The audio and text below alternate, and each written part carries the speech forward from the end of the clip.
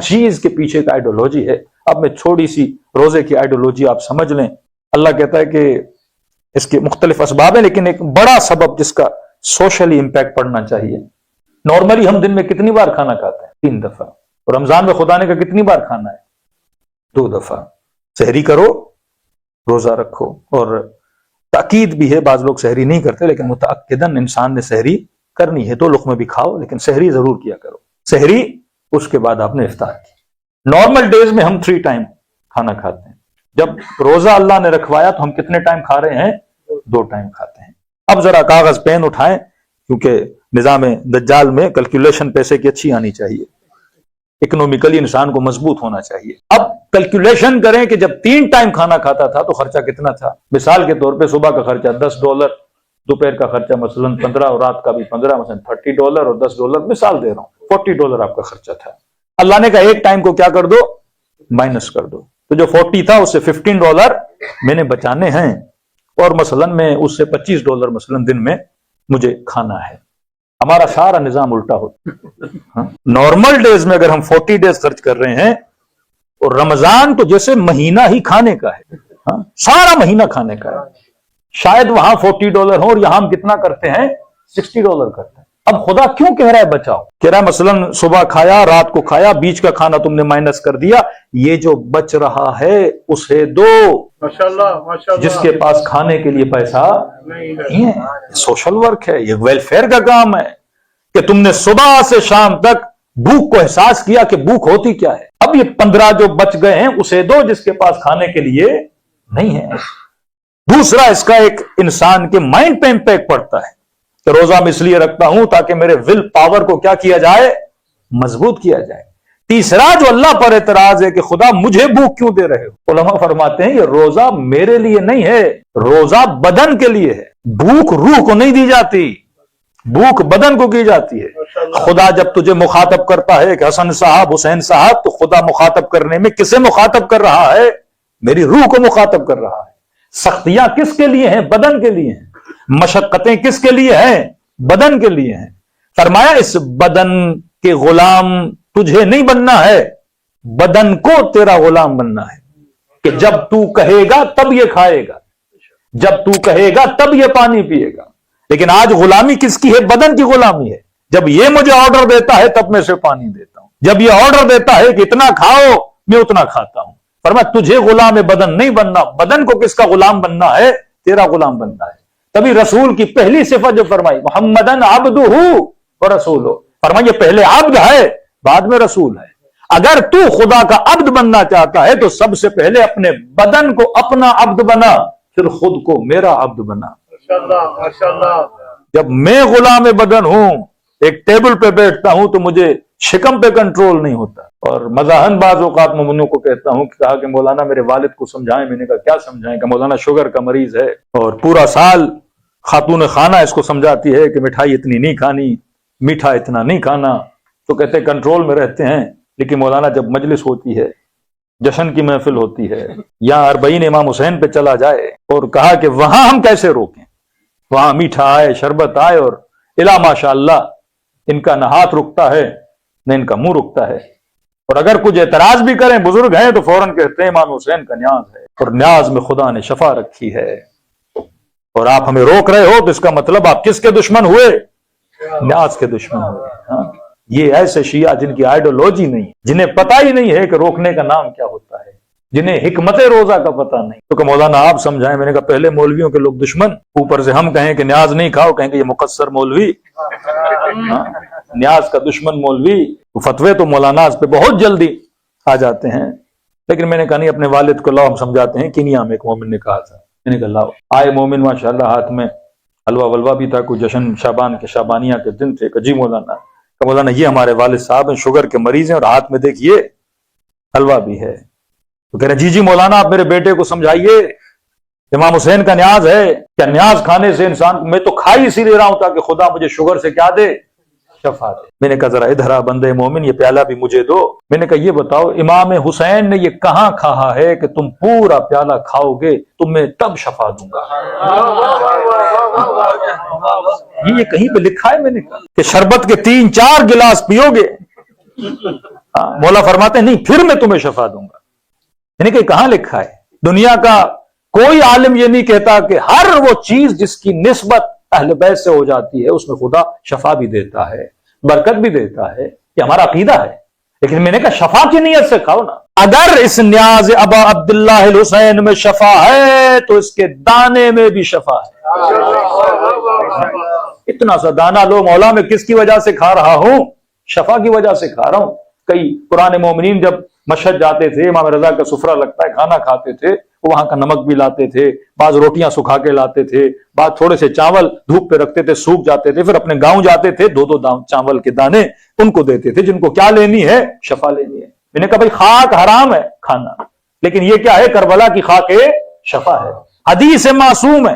اب اس کا مطلب نہیں خاک شفا ہے تو چبا چبا کے پوری سجدگاہیں کھا جاؤ. چھٹے امام کا فرمان ہے، فرماتے شفا ہے. امام نے فرمایا تھوڑی سی خاک لو، تھوڑی سی خاک. کس کی نیت سے؟ شفا. وہ بھی خاک جو اصلی خاک ہو، تھوڑی سی نیت سے لو، شفا کی نیت سے لو، شہد میں ملاؤ اور اپنے مریض کو کیا کرو؟ سورہ حمد اس پہ پڑھو اور اپنے مریض کو کھلاؤ. خدا انشاءاللہ اسے کیا دے گا؟ شفا دے گا. یہ آئیڈیالوجی ہے. لیکن میں شہوت پرست سے شکم ہوں، میں نے اپنے پیٹ کو بھرنا ہے، لیکن نام کس کا لے رہا ہوں؟ امام حسین کا نام لے رہا ہوں. ہم نے آنکھوں سے دیکھا لوگ اربعین امام حسین پر آئے، کھا کھا کے مر گئے. گاؤں والے خوش تھے کہ بڑا خوش نصیب تھا، امام حسین نے کربلا میں اسے اپنی طرف بلایا. میں نے کہا مولا حسین کا ہماری جانوں کے دشمن ہیں. اہل بیت تو ہر نماز میں کہیں کہ دعا کرو اے خدا مجھے طول عمر عطا فرما، یا موت دینا تو شہادت کی موت دینا. کیونکہ مومن جتنا زندہ رہے گا اتنی مرتبہ کربلا جائے گا. اس کا وجود باعث خیر ہے. مومن رہتا ہے تو لوگوں کو کیا دیتا ہے؟ خیر دیتا ہے. عالم ہوگا، علم ہوگا، سخی ہوگا، غریب پروری کرے گا، یتیم پروری کرے گا. مومن دیندار ہوگا، دین کا کام کرے گا، سوسائٹی کو سرو کرے گا. تو اللہ کیوں چاہے کہ مومن جلدی مر جائے؟ اللہ تو یہی کہے گا یہ جتنا لمبا جیے گا اتنا نیک کام کرے گا. آج ہم کہیں کہ ہم مسلمان ہیں، روزے بھی ہم رکھیں، عبادتیں بھی ہم کریں، لیکن آپ ایوریج ایج دیکھیں مسلمان ملکوں میں تو 60 ایئرس ہے. اور وہ کافر جو خنزیر بھی کھائے، شراب بھی پیے، اس کی ایوریج نکالیں 80 پلس ہے. اس کا مطلب دین اسلام دین شفا تھا. میں دین پہ اس طرح سے عمل نہیں کر رہا جس طرح خدا نے عمل کرنے کے لیے بولا ہے. دین میں شفا ہے. کلمہ پڑھو گے تو اس میں فلاح و بہبودی ہے. لیکن ان لوگوں کے لیے جو دین کی آئیڈیالوجی کو سمجھتے ہیں، تبھی امیر المومنین فرماتے ہیں بعض لوگوں کا روزہ ان کو صرف بھوک کے علاوہ کچھ نہیں دیتا. وہ صرف مہینے میں روزہ رکھتے ہیں اور ماہ مبارک سے بھوک لے کر جاتے ہیں. لیکن کچھ ایسے ہیں جو روزے کی حکمت کو سمجھتے ہیں. یہ ایک مہینے کی پریکٹس ہے جس میں خدا آپ کے ارادے کو کیا کرتا ہے؟ مضبوط کرتا ہے کہ بدن کو جب تو کہے گا بدن تب کھائے گا. لیکن میں اپنا سارا ارادہ افطار کے وقت ستیہ ناش کر دیتا ہوں. پورے دن کی محنت تباہ و برباد ہو جاتی ہے جب سفرے پہ بیٹھوں اور مجھے اپنے ہاتھ پر بھی کنٹرول نہ ہو، مجھے اپنی زبان پر بھی کنٹرول نہ ہو. فرمایا کلو حلالاً طیبا، حلال کھاؤ، طیب کھاؤ، طاہر کھاؤ، چن چن کے کھاؤ. آیت اللہ دستغیب کے پاس ایک شخص گیا، کافی بھاری بھرکم وزن والا مومن تھا. کہ قبلہ کوئی وظیفہ بتائیے میں پتلا ہو جاؤں. اور آپ کے ملکوں میں تو یہ فیٹ والا ریشو بھی زیادہ ہے. دیکھو ڈاکٹر دوا دیتا ہے، ساتھ میں پرہیز بھی دیتا ہے. بندہ کہے ڈاکٹر صاحب میں شوگر کی دوا بھی کھا رہا ہوں لیکن اثر نہیں ہو رہا، کیونکہ ساتھ میں 4 چمچ شوگر کے لے بھی رہے ہو. شوگر کے مریض اکثر چائے پیتے ہیں تو پھیکی، باقی ہر چیز میٹھی. جب تک اللہ نے یہ عقل دی ہے، انشاءاللہ اگلی مجالس میں 1 بائی 1 آپ کو بتائیں گے. آج پہلی مجلس ہے تو ایک تعارفاً گفتگو ہو رہی ہے. تو کہا گئے دستغیب میں پتلا ہونا چاہتا ہوں. آپ یاد رکھیے آپ جس مکتب کے ماننے والے ہو اس میں یہ بھی ہے کہ رات کو سونا ہے تو کس کروٹ سونا ہے. ماشاءاللہ. جس میں یہ ہے کہ سفرے پہ بیٹھنا ہے تو کیسے بیٹھنا ہے. جس میں یہ ہے واش روم تک جانا ہے، یہاں بھی امیر المومنین سکھاتے ہیں کہ باب مدینۃ العلم ہے. ساری نالج ہمیں دی گئی ہے، تم نے چلنا کیسے ہے، تم نے کھانا کیسے ہے، تم نے سونا کیسے ہے، اور اس کو اکارڈنگ دا سائنس دیکھو گے پھر دیکھو اس کے بینیفٹس کتنے زیادہ ہیں. یہ آج اے آئی کا زمانہ ہے. کہتے ہیں جس چیز کو اسلام نے حلال کیا ہے آپ میڈیکلی اس کو حرام پروف نہیں کر سکتے، اور جس چیز کو اسلام نے حرام کہا ہے آپ میڈیکلی اسے حلال پروف نہیں کر سکتے. یہ جا کے آپ بچوں کو ایک ریسرچ ورک دے دیں کہ بیٹا مثلا اسلام میں پورک خنزیر کھانا کیا ہے؟ حرام ہے. آپ ایک कंपैरिजन کریں मीट के अंदर कि जब हम मटन खाते हैं, छोटा गोश्त या बड़ा गोश्त, इन दोनों गोश्तों में और पोर्क के गोश्त में डिफरेंसेस क्या है। तो मेडिकली आप देखेंगे कि पोर्क के गोश्त के नुकसानात बहुत ज्यादा है। आप दोनों गोश्त रखें, इधर आप बकरे का गोश्त रखें, इधर आप पोर्क का गोश्त रखें, खुलेआम रखें, 4-5 घंटे के बाद जितने बैक्टीरिया पोर्क के अंदर आते हैं उतने मीट के अंदर नहीं आते। कहते हैं विद इन सेकेंड्स, हजारों की तादाद में इस गोश्त के अंदर वो सलाहियत है, ये बैक्टीरिया को क्या करता है, अपनी तरफ ज्यादा खींचता है। तो मेडिकली आप बिल्कुल इसके ऊपर रिसर्च कर सकते हैं, जिस चीज को खुदा ने, इवन जिस तरह आप मुर्गी को काटते हो, ये बाकायदा अमेरिका में रिसर्च हुई कि अगर किसी भी जानवर को सी टाइप काटा जाए, क्योंकि बीमारी लोगों के अंदर स्किन की बीमारी आने लगी, फिर रिसर्च की बीमारी क्यों आती है, फिर पता चला ये जिस जानवर का गोश्त खाते हैं उस गोश्त के अंदर ब्लड की मिकदार बहुत ज्यादा है। तो कहा फिर ब्लड कैसे कम करें, फिर कहा इसको ऐसे ज़बह किया जाए सी टाइप, अगर इसको काटा जाए, क्योंकि यहां शहरग होती है और जब यहां से कटता है तो उसकी बॉडी से पूरा, क्योंकि सकिंग पावर अभी तक इसके अंदर होता है और वो दिल चलता रहता है, तो वो जो सारा ब्लड है उस शहरग के जरिए से इसकी बॉडी से क्या हो जाता है, बाहर निकल जाता है, क्योंकि हद से ज्यादा जो बैक्टीरियाज होते हैं किसके अंदर होते हैं, ब्लड के अंदर होते हैं। ये बाकायदा रिसर्च करते जमाने में, ये मुमकिन नहीं जिस चीज को खुदा ने हलाल किया आप मेडिकली उसे क्या करो, हराम करो, और जिसे खुदा ने हराम किया आप मेडिकली उसे हलाल प्रूव करो। खुदा ने जो जो चीजें कही हैं वो किसके फायदे में थी, इंसान ह्यूमैनिटी के फायदे में थी, लेकिन हम बस किए जाते हैं, लेकिन हम उसकी हिकमतों को पढ़ने की जरूरत नहीं करते। कहा दस्तगायत मैंने पतला होना है, मुझे कोई वजीफा बताएं। तब शब कद्र भी है और अगाए तबा तबाई कहते हैं अगर 15 शाबान से लेके 15 रमजान तक 10 दिन और भी इजाफा कर दें, 40 डेज हो जाए, तो 25 रमजान तक अगर कोई डेली 1000 मरतबा सूरह इन्ना अंज़लना सूरह कद्र पढ़े, तो कहते हैं कि आखिरी week of month of Ramzan में खुदा उस मोमिन को उसकी बरज़ख दिखाता है। इसी सिर्फ शब कद्र में और सूरह ये कद्र के नतीजे में इतनी बाबरकत है। तो आज दस्तगैब से का क़िबला मैं पतला होना चाहता हूँ। एक आसान सा वजीफा है जिसमें ज्यादा मेहनत भी नहीं है, ऑपरेशन कराने की जरूरत भी नहीं है। तो क़िबला ने कहा बेटा जब खाना खाओ तो हर लुक़मे जब मुंह में डालो, तो जब चबाओ तो हर लुक़मे पे एक इन्ना अंज़लना पढ़ो।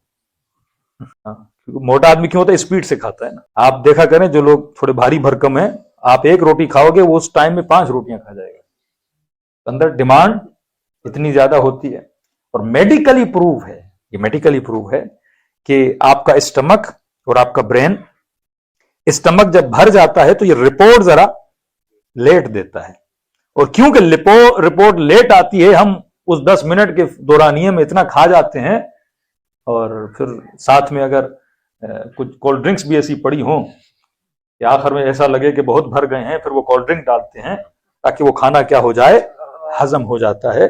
उससे इंसान क्या हो जाता है, बीमार हो जाता है। अब फरमा बेटा हर लुक़मे पे क्या पढ़ो, एक इंसान ना पढ़ो। हमारे एक मोमिन थे माशाल्लाह, साल में कोई 25-30 मसाजिद पाकिस्तान में बनाते थे, लेकिन बाज मोमिनीन भी होते हैं लेकिन खाने के बड़े शौकीन होते हैं।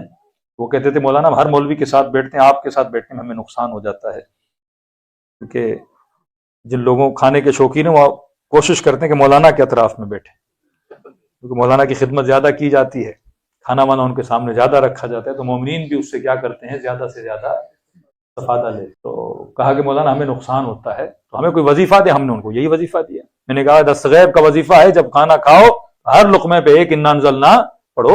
और उन्होंने तकरीबन 2-3 महीना किया और कई किलो उनका वजन क्या हो गया, कम हो गया। क्योंकि रिपोर्ट देर से पहुंचती है, और आप जितना लुक़मे को चबाते रहोगे पेट जल्दी भर भी जाएगा, सूरह इन्ना अंज़लना का फायदा भी हो जाएगा। रब्बना आतिना फिद दुनिया हसना व फिल आखिरति हसना।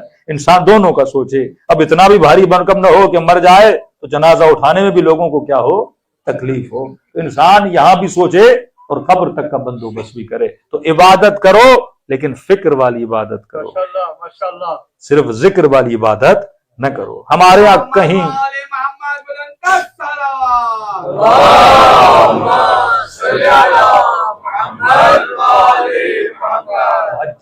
हमारे यहाँ कहीं भी कोई रिवायत आप नहीं दिखाएंगे जिसमें ये ताकीदन बोला गया हो कि बच्चों को हाफिज कुरान नहीं है। शायद आपके जहन में सवाल आता हो ना कि अहले सुन्नत के यहाँ इतने हाफिज क्यों हैं। हमारे यहाँ भी हैं, ईरान में 2000, 3000, 4000 बनाए जाते हैं। उसका एक रीजन है बनाए जाने का। کیونکہ ہمارے اوپر ایک الزام لگا کہ شیعوں کو فلاں اور فلاں کی بد دعا ہے، تو لہٰذا ان کے اندر حافظ نہیں ہوتے۔ پھر ہم نے چیلنج کو ایکسپٹ کیا، شیعہ چیلنج ایکسپٹ کرنے ماہر ہے، پھر ہم نے ایک ایسا حافظ دیا جو آج تک ہمارے بھائی ویسا بنا نہیں سکے۔ پوری تاریخ انسانیت میں، پوری تاریخ انسانیت میں 4 سال کا بچہ جسے لکھنا پڑھنا نہیں آتا، اس نے پورے قرآن کو کیا کیا، حفظ کیا۔ یوٹیوب پہ ویڈیو موجود ہے، محمد حسین طباطبائی، اور شاید مجھے نہیں پتا، آپ اس پہ بھی ریسرچ کر سکتے ہیں، یہ پہلا بچہ تھا جسے اعزازی UK کی یونیورسٹی نے PhD دی اس چھوٹی سی ایج میں، کیونکہ اس بچے نے کیا کیا، پورا قرآن یاد کیا۔ تو ہم نے بتایا اگر ہم یاد کرنے پر آئیں تو ہم 4 سال کے بچے کو بھی یاد کروا سکتے ہیں، لیکن ہمارے مکتب میں بچوں کو طوطا نہیں بنایا جاتا، ہمارے مکتب میں اکبر بنایا جاتا ہے، ہمارے مکتب میں قاسم بنایا جاتا ہے۔ ہمارے یہاں روایات فہم القرآن کی ہیں، قرآن فہمی، جو بچہ پڑھے اس قرآن کو سمجھ کے پڑھے، نہ کہ صرف رٹ کے پڑھے۔ دوسرا ہمارے اس لیے نہیں ہے کیونکہ ہمارے یہاں تراویح نہیں ہے، کہ ان کے یہاں تراویح کا ایک سلسلہ ہوتا ہے تو پورے قرآن کو پڑھنا ہوتا ہے، اور الا ماشاء اللہ پہلے تو یہ اسپیڈ یوٹیوب نے بھی نہیں بنائی تھی۔ آپ جب یوٹیوب میں X2 X3 کر کے اسپیڈ بڑھاتے ہیں، لیکن جو اسپیڈ ان کے پاس تھی کہ اس طرح سے قرآن پڑھنا کہ نہ ہم سمجھ میں آتا ہے نہ قل واللہ سمجھ میں، کیونکہ ہدف کیا بنا ہے، میں نے قرآن ختم کرنا ہے، ہدف یہ نہیں تھا کہ میں نے قرآن کو سمجھنا ہے۔ تو اسپیڈ سے اگر پڑھنا ہوتا تو کمپیوٹر آپ سے اچھا پڑھ سکتا ہے، لیکن کمپیوٹر قرآن کو سمجھ نہیں سکتا۔ آج جب بچے کو ہوگے بیٹا پورا قرآن یاد کر لو، تو آپ کا بیٹا کہے گا بابا چھوٹی سی USB اس کے اندر قرآن ڈال دو، ہاں گاڑی پہ لگا دو، پورا قرآن USB پڑھتی رہے گی۔ تو یہ کمال تو USB کے اندر بھی ہے، وہ پورے قرآن کو اپنے اندر میمورائز کر سکتی ہے، حفظ کر سکتی ہے۔ لیکن جب بچے کو کہو گے نہیں بیٹا قرآن کو سمجھنا ہے، USB قرآن پڑھ سکتی ہے پر قرآن کو سمجھ نہیں سکتی۔ پڑھنے والے اور تھے جو مسلم کہلائے، سمجھنے والے اور تھے جو ابو ذر کہلائے۔ آج تک امت اسی میں اٹکی ہوئی ہے جناب، کیونکہ اس نے کلمہ پڑھا تھا لہٰذا وہ رسول کا صحابی بن گیا۔ ہم کہتے ہیں کلمہ پڑھا ابو سفیان نے تھا، بہت ساروں نے پڑھا تھا، لیکن اگر تم ابو سفیان اور سلمان کو ایک کر دو تو یہاں فہم کا مسئلہ ہے۔ جس نے قرآن کو سمجھا وہ کبھی ایمان کے 10ویں درجے پر آیا، کبھی 8ویں درجے پر آیا، کبھی 7ویں درجے پر آیا۔ تو اہل بیت لوگوں کے برین پہ کام کرتے تھے، اہل بیت دماغ بناتے تھے، اہل بیت انسان کے سافٹ ویئر کو کیا کرتے تھے، اپ ڈیٹ کرتے تھے۔ تو آج جنگ بھی یہی ہے، رہبر معظم کہتے ہیں یہ ہارڈ وار ہے یا سافٹ وار ہے، فرمایا لیکن جنگ سخت سے زیادہ اہم جنگ نرم ہے۔ آج ذہنوں کو برین واش کیا جاتا ہے۔ فرمایا پہلے غلامی یہ تھی کہ ہاتھوں میں رسیاں باندھو، آج وہ غلامی کا زمانہ نہیں ہے، یہ ماڈرن سلیوری کا زمانہ ہے۔ تمہارے بچوں کے ذہنوں کو غلام بنایا جائے گا، تمہاری نسلوں کے برین کو واش کر دیا جائے گا۔ اور آج ایسے برین واش آپ کئی ضد انقلاب دیکھتے ہیں، کیونکہ ذہن کیا ہو چکے ہیں، واش ہو چکے ہیں۔ اب یہ پرواہ نہیں 150 لوگ مر رہے ہیں، 60,000 لوگ مر رہے ہیں، 1,500 لوگ مر رہے ہیں، ایک اناد نفرت انسان کے وجود میں پیدا کر دی جاتی ہے۔ تو فرمایا فرق مسلم اور فرق مومن یہی ہے کہ مومن آئیڈیالوجی کے ساتھ زندگی جیتا ہے، اور فرمایا اس کا زندہ رہنا باعث ایمان ہے، اس کی زندگی باعث نور ہے، یہ جہاں بیٹھتا ہے نور کی محفل بناتا رہتا ہے۔ اور دوسرا وہ ہے جو صرف رٹے والا مسلمان ہے۔ کربلا میں آئیے 2 طرح کے مسلمان ملیں گے۔ اپنے بچوں کو بتائیے کہ شمر نے 16-17 سے زیادہ حج کیے ہوئے ہیں، اپنے بچوں کو بتائیے ابن سعد بہترین قاری قرآن تھا، بہترین نمازی تھا، ابن سعد بہترین پیش امام تھا۔ اپنے بچوں کو بتائیے ابن ملجم جس نے امیر المؤمنین کے سر پہ ضربت لگائی۔ اہل فارس نے جب خط لکھا عمر ہم نے قرآن سیکھنا ہے، کوئی قاری قرآن بھیجو، تو عمر نے سب سے پہلا جو قاری قرآن بھیجا تھا وہ ابن ملجم تھا، اور سفارشن خط لکھ کر بھیجا کہ ایسا قاری قرآن بھیج رہا ہوں جو بہترین قاری قرآن ہے، اس کو اچھے سے اچھا گھر بھی دینا، اچھے سے اچھی تنخواہ دینا۔ آواز اتنی اچھی ابن ملجم کی، جب قرآن پڑھتا لوگ گلیوں میں کھڑے ہو جاتے، رقت اتنی، سوز اتنا اس کی آواز میں تھا، لیکن یہی قاری قرآن کس کا قاتل بنا؟ امیر المومنین کا قاتل بنا۔ آؤ کربلا میں شمر بھی بہترین مؤذن ہے، اذان دینے والا تھا۔ لشکر یزید میں نماز ہوتی تھی پراپر۔ شب عاشور غسل شہادت کیا ان سب لعینوں نے کہ اگر مر گئے تو شہید کہلائیں گے، اگر حسین کو شہید کر دیا تو غازی کہلائیں گے۔ امام حسین کے لشکر میں پانی نہیں ہے، وہ تیمم سے غسل شہادت کر رہے ہیں، یہ پانی سے غسل کر رہے ہیں، یہ قرآن کے قاری تھے، یہ تالی قرآن تھے، یہ حاجی تھے، یہ سب کچھ کرنے والے تھے، لیکن ایک فرق تھا، یہ صرف ذکر کرنا جانتے تھے، فکر نہیں تھی ان کے وجود میں۔ اپنے بچے کو بولیے میرے لال ایک سورہ ہے لا فاتحۃ، اگر نماز لا صلاۃ الا بفاتحۃ الکتاب، فرمایا نماز نہیں ہوتی اگر نماز میں سورہ حمد نہ ہو۔ آج ہر مسلمان سورہ حمد پڑھنا واجب ہے، یاسین واجب نہیں، قل هو اللہ واجب نہیں، لیکن حمد کیا ہے؟ واجب ہے۔ اور کیوں واجب ہے تفصیل میں کل آؤں گا، لیکن اس سورہ حمد میں ایک دعا ہے، تو دعا یہ ہے اہدنا الصراط المستقیم، اے خدا مجھے سیدھے راستے پہ۔ 5 منٹ کے لیے سوچو، شمر بھی جب نماز پڑھتا تھا تو یہ دعا کرتا تھا کہ نہیں؟ ابن سعد بھی جب نماز پڑھتا تھا تو دعا کرتا تھا کہ نہیں؟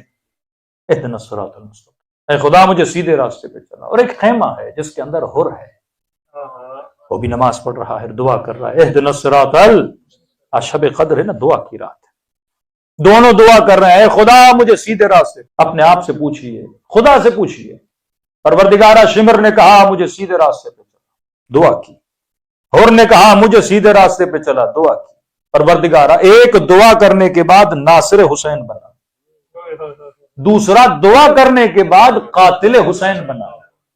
دعا تو تجھ سے دونوں کر رہے تھے، اور دعا کس سے؟ اہدنا الصراط المستقیم، اہدنا اے خدا مجھے ہدایت دے، ہمیں ہدایت دے کہ میں کس پہ چلوں؟ سیدھے راستے پہ چلوں۔ آج ہر مسلمان 17 رکعت نماز پڑھتا ہے تو کم از کم 10 مرتبہ تو کہتا ہے نا اہدنا الصراط المستقیم، دعا اللہ سے کر رہا ہے خدا مجھے سیدھے راستے پہ چلا۔ سوال تو خدا سے بنتا، خدا دعا دونوں نے کی تھی، ایک قاتل بنا ایک ناصر بنا، قبولیت کی منزل کیا ہے؟ دعا دونوں کر رہے ہیں، ایک دعا کرنے کے بعد حسین کا سر قلم کر رہا ہے، دوسرا دعا کرنے کے بعد اپنی جان حسین کے لیے قربان کر رہا ہے، اللہ کی آواز آئے گی ہاں دونوں دعا کر رہے تھے پر ایک فرق تھا، پروردگارہ فرق کیا تھا؟ اللہ کی آواز آئے گی ہاں شمر بھی دعا کر رہا تھا، حر بھی دعا کر رہا تھا، فرق یہ تھا کہ شمر صرف ذکر کر رہا تھا اور ذکر بھی کر رہا تھا ساتھ میں فکر بھی کر رہا تھا۔ تو جب تک ذکر کے ساتھ فکر نہ ہو، آغا قراتی کہتے ہیں کہاں یا علی کہنا اور کہاں علی کے ساتھ رہنا۔ یا علی کہنا آسان ہے، لیکن علی کے ساتھ رہ کے علی جیسی زندگی گزارنا مشکل ہے۔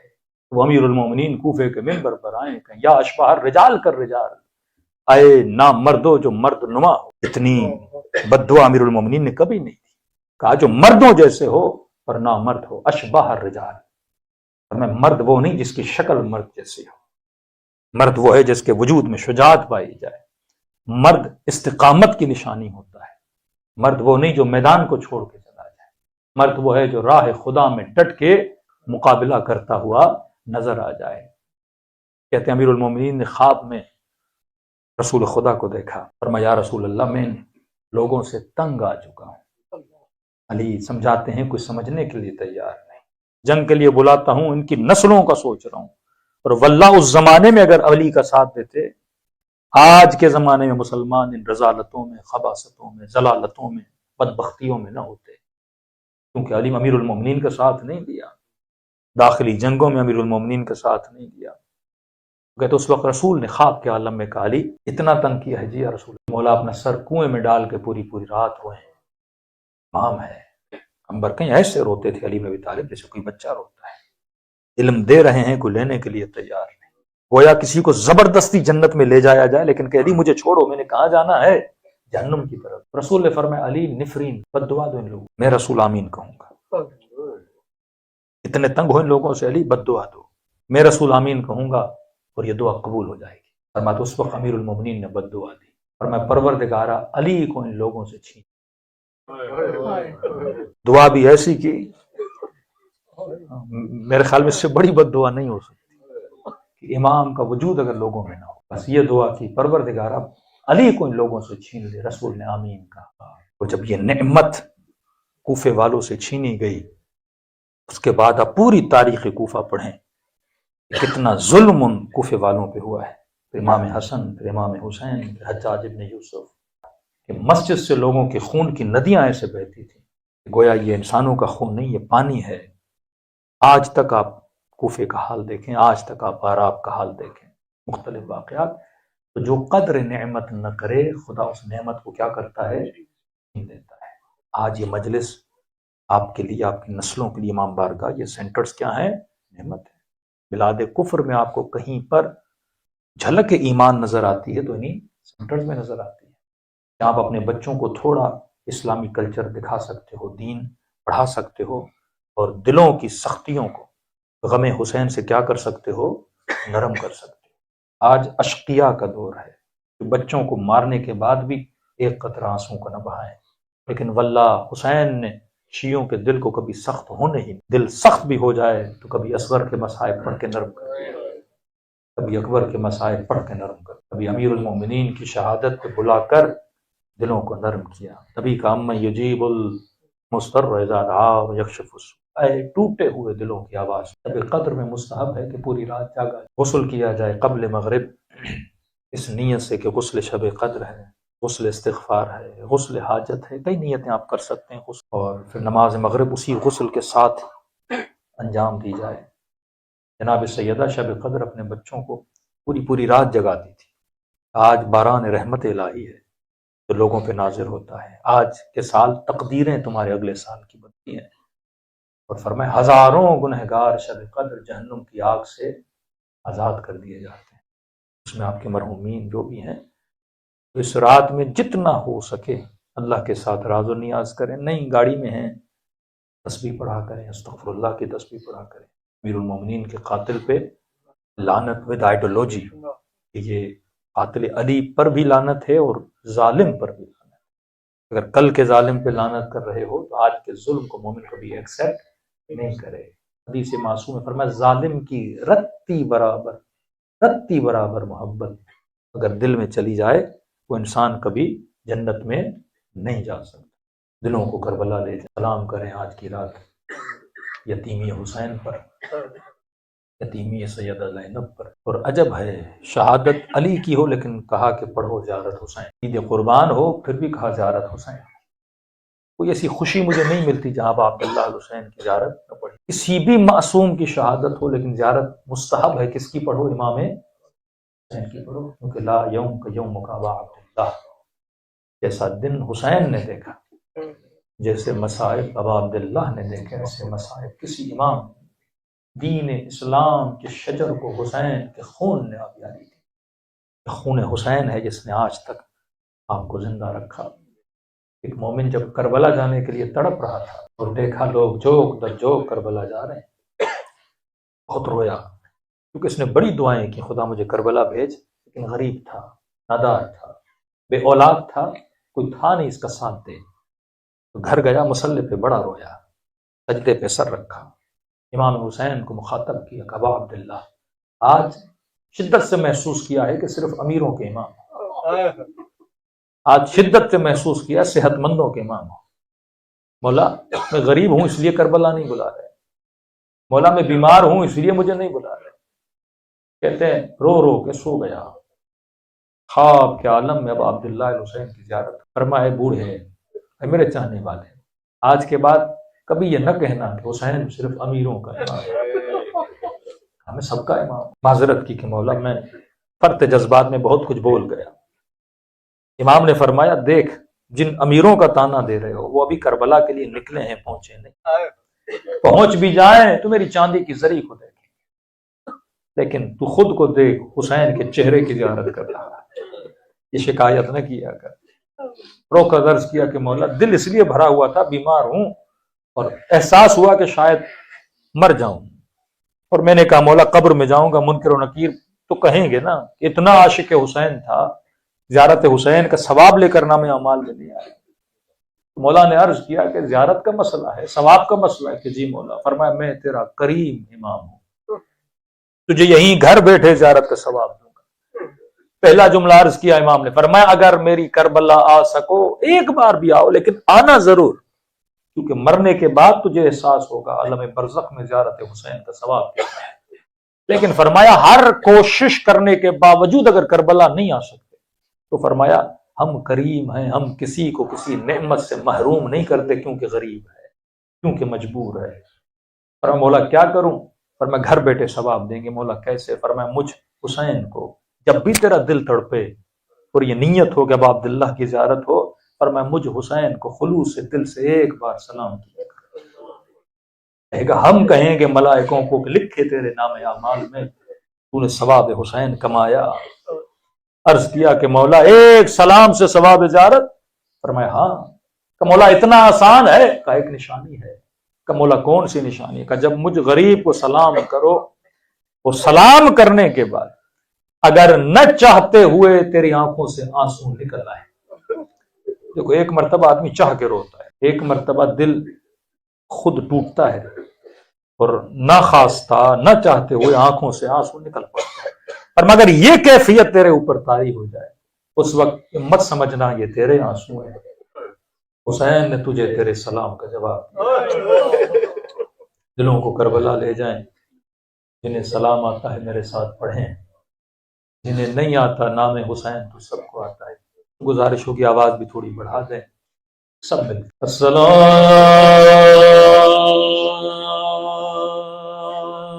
علی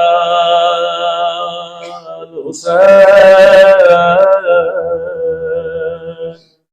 وعلی علی ابن الحسین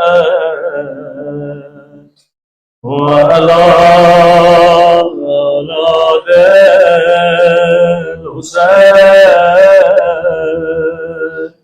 وعلی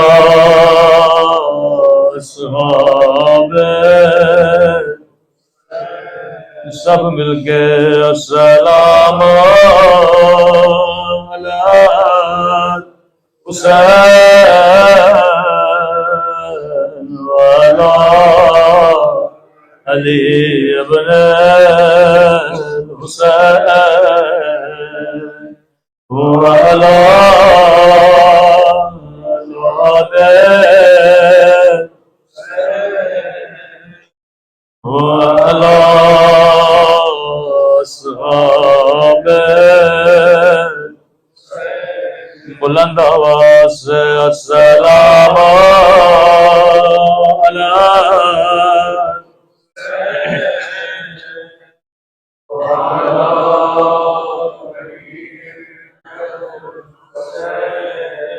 اولاد